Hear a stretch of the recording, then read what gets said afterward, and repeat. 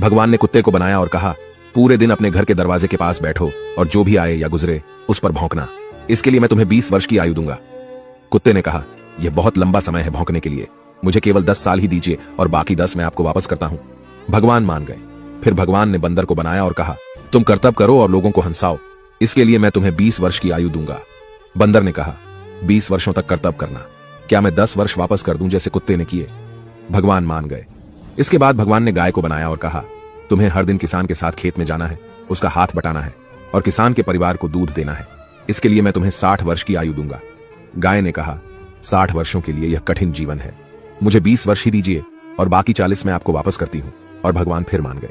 फिर भगवान ने मनुष्य को बनाया और कहा, खाओ, सो, खेलो, शादी करो और अपने जीवन का आनंद लो, इसके लिए मैं तुम्हें 20 वर्ष की आयु दूंगा। लेकिन मनुष्य ने कहा, केवल 20 वर्ष? क्या आप मुझे कुत्ते द्वारा 10, गाय द्वारा 40 और बंदर द्वारा लौटाए गए 10 साल और नहीं दे सकते?